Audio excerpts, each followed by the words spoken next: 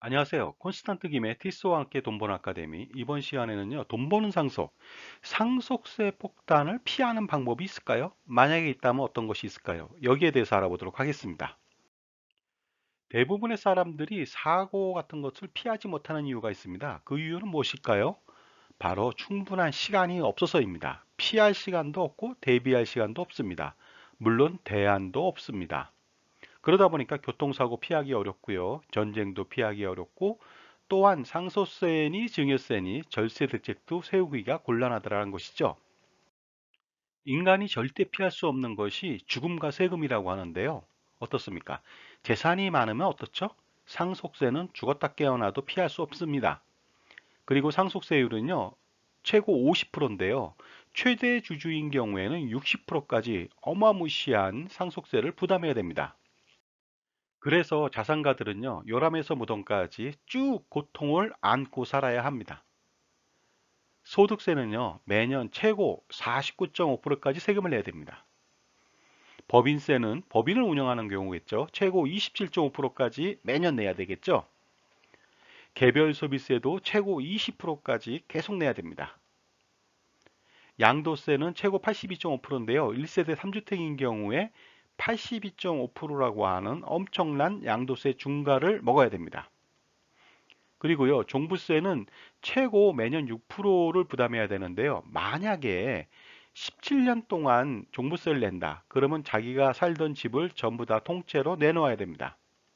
그리고 이렇게 어렵게 소득세, 법인세, 개별소비세, 양도세, 종부세를 어떻게 내다가 죽었습니다. 그러면 상속세를 최고 60%까지 또 부담해야 됩니다.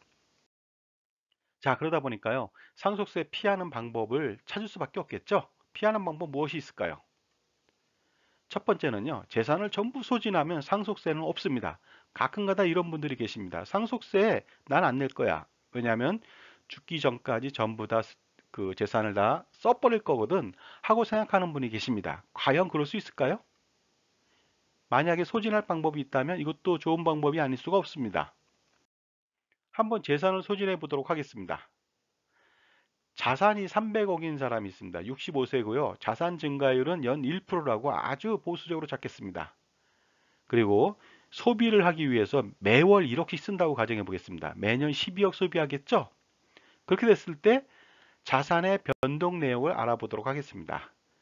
그렇게 된다면요. 보시다시피 94세가 되면은 재산을 완전히 소진할 수가 있습니다. 따라서 94세 때 굶어 죽을 수가 있습니다.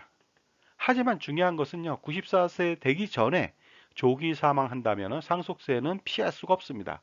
그리고 매월 1억씩 죽을 때까지 소비한다는 것도 엄청난 부담이 아닐 수가 없습니다.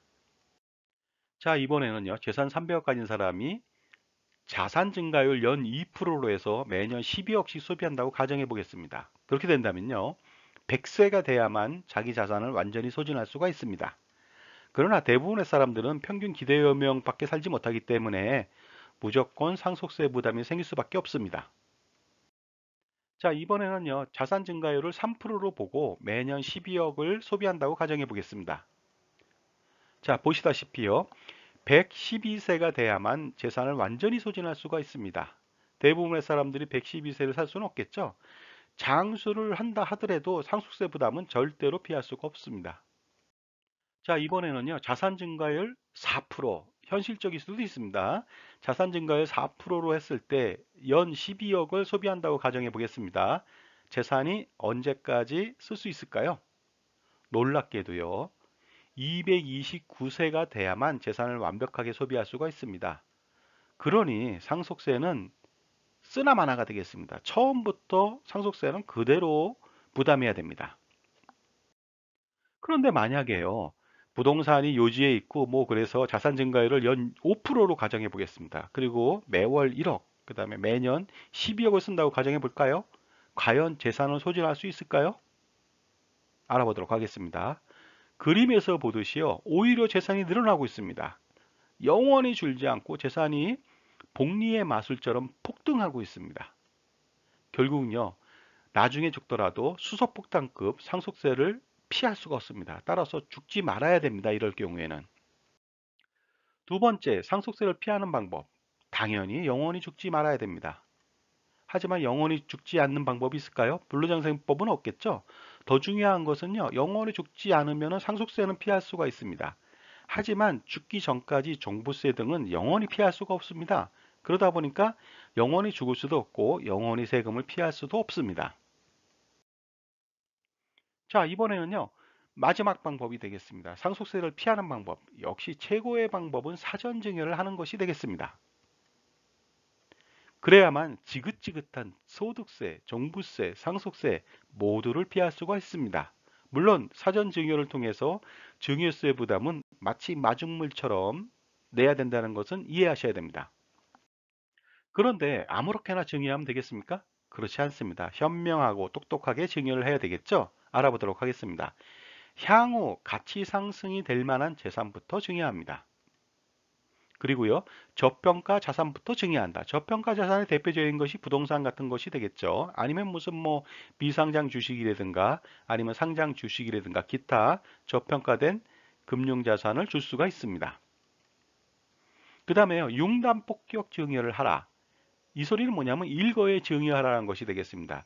증여는 10년 단위로 할 수가 있다고 말하지만 그것은 좋은 방법이 아닙니다. 왜냐하면 10년 안에 사망할 수도 있거든요. 따라서 융단 폭격, 수증이를 여러 명으로 하고 증여 금액을 좀 더 높일 필요가 있습니다. 그리고요, 비과세 증여가 있으면 활용하고요, 증여 특례가 있으면 활용하시기 바랍니다. 창업자금 증여 특례 같은 경우에는요, 30억이나 50억까지 증여하면서 어떻습니까? 증여세 부담은 미미합니다. 자녀가 2명이면 60억에서 100억까지도 증여세 부담을 조금만 부담하고 증여할 수가 있거든요. 그 다음에 현명한 증여가 필요합니다. 파셜 기프트처럼요. 부동산 중에 건물은 부모가 갖고 토지부는 자녀들이 갖게 돼서 나중에 재산권을 행사하는 부모님은 평생 재산권을 행사하지만 상속세 부담은 없게 되는 그러한 현명한 증여 방법이 되겠습니다. 대부분의 사람들이 자산이 있다면요, 투자와 절세를 동시에 고심합니다. 하지만 투자보다 절세가 훨씬 더 중요합니다. 왜냐하면 투자는 불확실한 현재와 미래고요. 그 다음에 절세는 확실한 미래이기 때문에 그렇습니다. 따라서 가장 어리석은 일은요, 투자해서 어렵게 1억 원을 버는 것이고 상속세로 쉽게 100억 원을 내는 행위라고 볼 수가 있습니다. 그리고 증여 전략을 세울 때 가장 중요한 것은요, 종합적 판단하에서 증여 대안을 세우라는 것이 되겠습니다. 단편적인 지식과 지엽적인 내용만 가지고서 증여를 하거나 상속세를 줄인다면 이것은 굉장히 큰 오류를 범할 수가 있습니다. 그리고 무엇보다도요, 효과적인 대안을 가지고서 30억 원의 상속세나 증여세를 줄였다. 그렇게 된다면 기꺼이 3억 원을 지불할 수 있는 현명한 판단도 필요합니다. 자, 지금까지 재산을 가지고 있다면 미래에 확정된 비용인 상속세 폭탄을 피하는 방법에 대해서 알아봤습니다. 감사합니다.